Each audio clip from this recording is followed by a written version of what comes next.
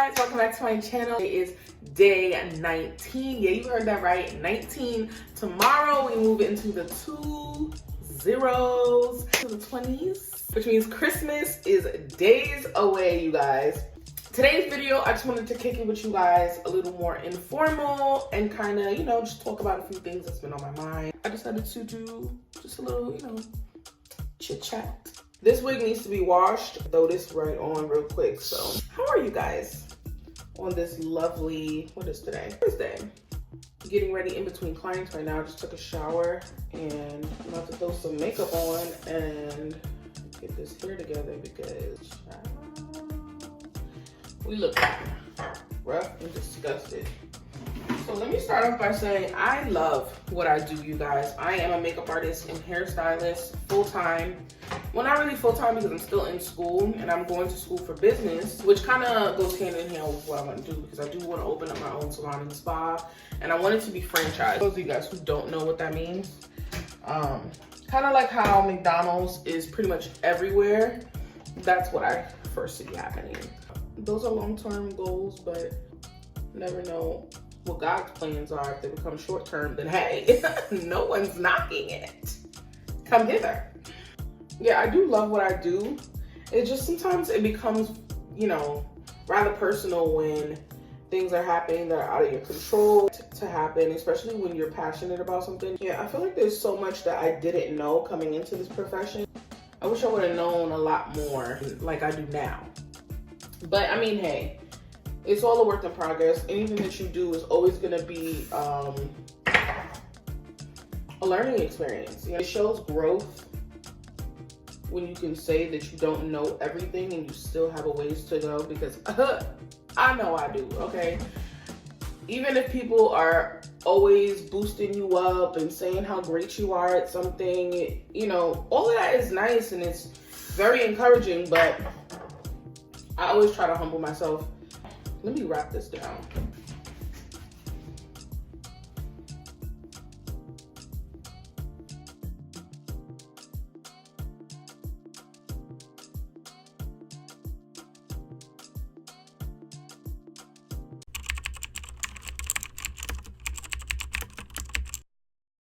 I feel like I always had an instant like drawing to anything creative. Like I was always a creator. Like whether it was loving art or loving to cook or learning how to make something, like I always loved being creative. You guys, look at my nails. Chipped, broke, scratched off. It's like the person who does my nails is out of town getting her body done. Where are your priorities? I'm here, need my nails done. I think I'm gonna have to throw on some press-ons and call it a day until she gets back because I can't do this. So I'm going in with the Revlon Color Stay in 450. Someone actually asked me that in one of my recent videos where I was doing makeup. Girl, I told you it was 410. It's actually 450. So if you're watching this video, it's the Revlon Color Stay 450, okay? So yeah, I was bullied as a child for looking a different sort of way, whether it was just that I was too dark or I was bigger than other kids or whatever it was. And I always felt like I wasn't pretty, and I felt like, well, what was it? Like, was that my hair was too short, or was it that I was just a different shade than y'all, or what the hell? Like, my outlet was finding a way to feel better about myself, you know what I mean? And that came from making my hair look better.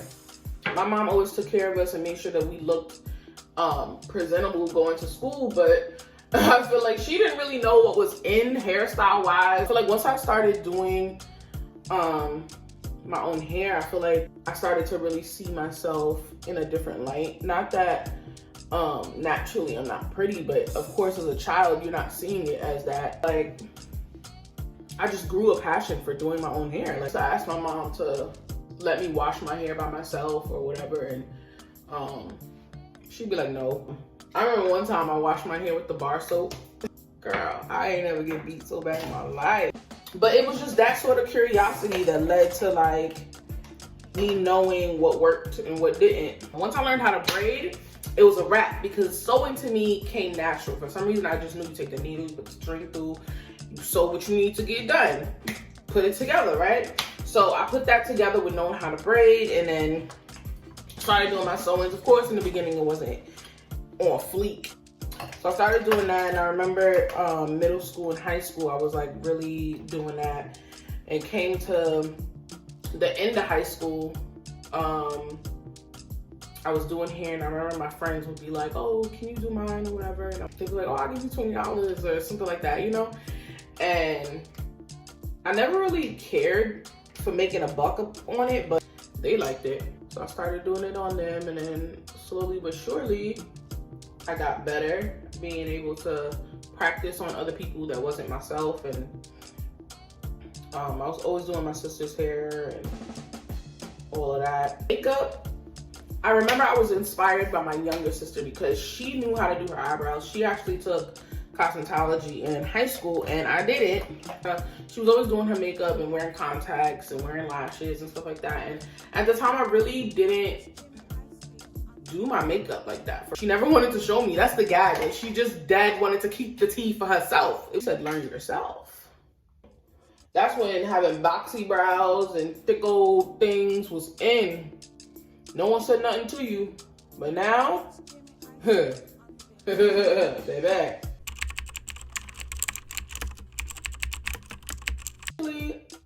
Fun fact, which a lot of people don't know, I had another YouTube channel before this one. It was back when like Miss Shonda, Atia, Tiara Monet, Miss Diva like, Thomas Adrian, you know, the first peoples that I was watching on YouTube. And mind you, girl, I didn't even know this side of YouTube existed. I thought YouTube was just for music. Like, I did not know people was out here teaching how to put on makeup or any of that.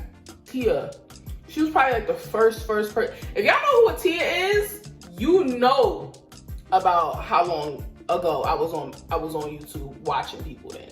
You know for real about this YouTube thing.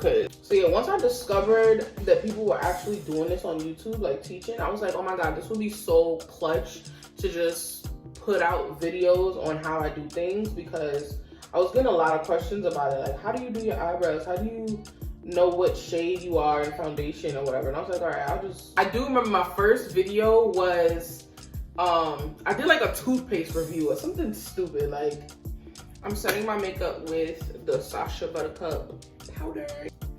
I didn't even know people were necessarily making money or making this into a career. Like when I was on YouTube, I didn't know people were getting paid on YouTube until maybe a year or two before I started this channel. I think what people don't tell you about being a makeup artist or a hairstylist is that it is an oversaturated industry. But I don't know, I feel like you can easily tell those who are in it because it's a passion, and those who, you know, see it as lucrative and just want to make their coin.